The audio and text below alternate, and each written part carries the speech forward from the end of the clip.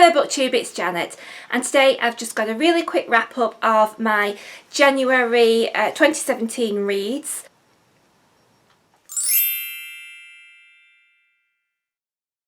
As you know, I'm taking part in the 2017 Shelf Slam with Eleanor from Eleanor Reads Books and Brittany from Under the Radar Books. And so we're not buying books this year, and we're going to set ourselves a TBR of 12 books every month.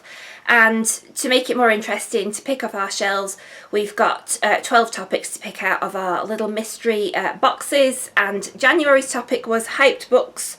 And that sort of meant books that are hyped or books that you feel you ought to have read but you haven't.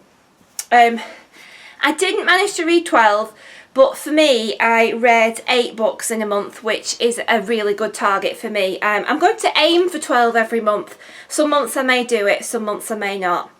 But I think if I just keep striving for that 12, it will spur me on to read more. I do find it difficult because I work full time, so it's sometimes quite difficult to fit as much reading into my day as I would like, and often after a day's work, sometimes I start to read for a little bit, but then I just get so tired I fall asleep.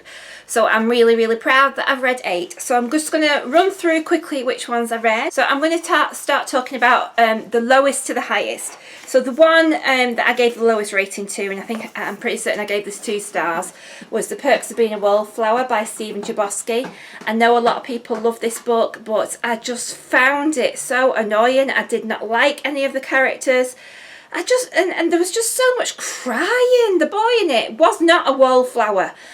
He certainly had a very active, involved life. There was no way he was a wallflower. I didn't like any of the characters in it. I got annoyed that he was just such a whiner and he cried all the time, so it was a 2 star. So I'm sorry to all of those of you who love this book, but it wasn't for me. The next one, I know a lot of people who have loved this book, but since reading it and doing my wrap-up of it, I've actually found some other people out there like me who didn't get along with it at all, and that is The Vegetarian by Han Kang. I just found it, again, bizarre.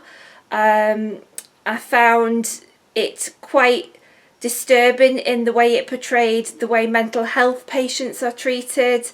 Again, I didn't like all the characters. I think a lot of it didn't make sense and wasn't explained, and it was quite misogynist in parts, and yeah, it didn't do it for me. The next one I've got to show you is Fahrenheit 451 by Ray Bradbury. I'm certainly glad I read this book because it is a book that I've heard lots about. It's very well known.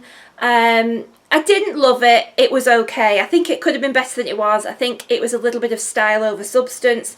I think you've got to take into account the time where it was written, where there was a lot of McCarthyism going on, and all about there were a lot of book bannings and things in America, and so it's all about where books were completely banned, and the firemen's job was to burn books rather than save houses.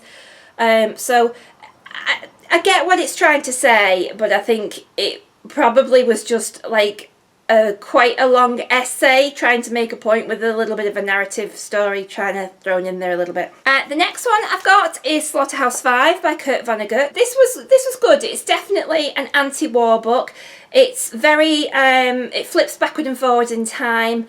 It was worth a read. It was okay. The next one is We've Always Lived in the Castle by Shirley Jackson. It's the first Shirley Jackson book that I've ever read, and I absolutely loved it. I definitely felt an affinity for possibly what you might regard as the bad person in this book. I was definitely on their side. It's very creepy, it's very odd, it's very much a scary haunted house kind of book, and I thoroughly enjoyed it, and I will definitely be seeking out some more of Shirley Jackson's because I thought this was a fab read. Next I've got is I Capture the Castle by Dodie Smith. I know, again, this is a really popular book. Loads of people have read it. Again, this is like the eccentric, mad English family living in a crumbly old castle, and just the stories around that family, and I adored it. It was just enchanting. I loved it. So yeah, well worth a read. Wish I'd read it sooner, but so glad I've read it now. Thoroughly enjoyed that one. The next one is Clockwork Orange by Anthony Burgess. Now, I did give this 5 stars. Although when I started reading it, I wasn't sure what the hell I'd got myself into, because it's not written in plain and simple English. There's a lot of invented slang and an invented language called Nadzak, which Anthony Burgess made up, and it's based on Russian, but it's as I started reading it, I thought, oh my goodness, what is this? But as you persevere with it, you do start to make sense of it. It's a very violent book. It's a dystopian book. But it was one of those books that I couldn't stop thinking about. And it was, yeah, so I gave it 5 stars because it really did have an impact on me. So yeah, I can't say I liked it because it's not a nice story, but it certainly was. It affected me greatly, so yeah. And then the last one I've got to show you is Hotel du Lac by Anita Bruckner, and I absolutely loved this book. I know some of you in the comments had said that you just didn't like it and you found it quite long, and I mean it's not a long book, but long, descriptive and quite boring and not many things happen, and that is the case, but I just found it lyrical and beautiful and just a mastery of people watching, which I absolutely love doing.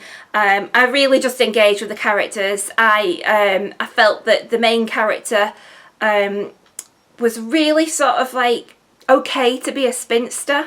So I absolutely loved it. I loved the main character in it. I loved her little journey through the story, and yeah, it was great. It surprised me because I'd heard a few negative reviews of it before I went in to read it, but I still read it and it turned out that I absolutely loved it.